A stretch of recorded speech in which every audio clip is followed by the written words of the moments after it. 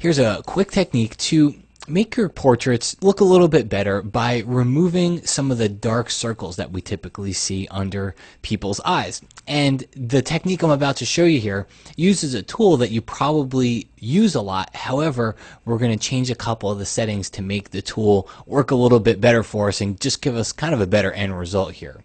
Okay, so I'm going to go to my healing brush. I'm going to reset the tool to its default settings that it comes with right out of the box so that I'm working from the same place that you are, because we are going to use the healing brush tool in this video.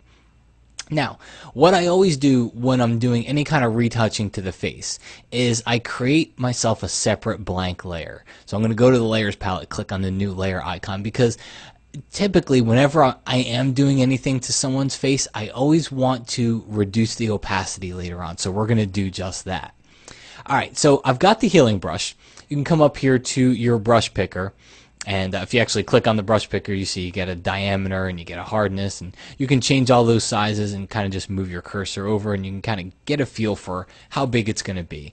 Once you find something that pretty much covers up the dark circle, that's about the size that you want to be on, because you don't want to do a whole lot of brushing here. Alright. Next thing we need to do is come over to the sample option, and we need to change this to all layers, because if we don't, we're not going to be able to work on this separate blank layer. Now, the last thing we need to do is go up here to the blend mode and change this to lighten. And what that's going to do is it's going to give us a better healing for working on the skin tones like we are about to. Okay, so to use the healing brush, just hold down your Option key on the Mac or your Alt key on the PC, and click in a sample open area of the skin, an area of the skin that you want to try to recreate. So I'm going to click right below the eye here. And then just move your cursor up and start to paint over the dark circles that you'll see under somebody's eyes. Come over to the other eye, do the same thing, Option click on Mac, Alt click on PC, and then just come up there and paint. Okay, and if you've got some type of a pen and tablet like the Wacom pen and tablets or anything like that, it's going to help you dramatically, because you can get in there and you can press down a little bit later and just be a little bit more controlled in how you're painting. Alright, so let's zoom in on this a little bit. And if you ask me, I mean, it looks, here's before, here's better. So just by changing the blend mode to lighten is actually giving us a better result here. It's almost giving us a result that we wouldn't have to go in and modify or change, because it looks pretty good. To me, it looks just a little too smooth. It could be because I know what it looked like before. Somebody else might not even see it. But for me, I can't let it go. So I always come up here and I drop the opacity down. I just drop the opacity slider down to about 60-65% or so. Okay, take a look. Here's before, and then here's after. Alright, so let's try it on a different photo. Same exact settings. Zoom in a little bit. Take my healing brush. I'm going to use the left bracket key just to make the brush a little bit smaller. That's looking pretty good. And come up here, hold down the Option key on Mac. Remember, we're going to create a new layer. I almost forgot for a second. Make a new layer. And then hold down Option on Mac, Alt on PC. Come over here and just jump in there and paint a little bit. Okay, get that side.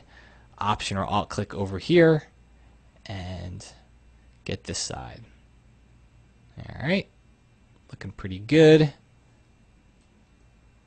Yeah, you know what, let's do that one again. I'm going to make my brush a little bigger, and I'm actually going to sample down just a little bit further. Alright, there we go. Let's do it one more time. I'm going to get it right, I promise. One of these times I will get it right. Because what I don't want to get is, I don't want to get too far down, I don't want to get too far up. I'm trying to get right in the middle there. There we go. I think I got it this time. Hey, I'm new to this stuff, so you got to bear with me, okay? Alright, there we go. Much better. And again, by changing that blend mode to lighten, we get a much better result right out of the get-go here, because it looks better. Not right out of the get-go, but get-go. Okay, not get-go, not Geico. Anyway, this tutorial's getting bad. Last thing we want to do here, remember, reduce the opacity. So I bring this down somewhere around 60-65%, and we start to just bring in a little bit of the original skin texture and skin color that was underneath there, before and then after. And then again, let's come over to this photo, before and then after. So a nice subtle way, but a very, very powerful way that you can just do a quick finishing touch on somebody's photo, even if you don't want to go in and retouch the skin and do all these different things. By just lessening some of those dark circles, you can really help improve a portrait.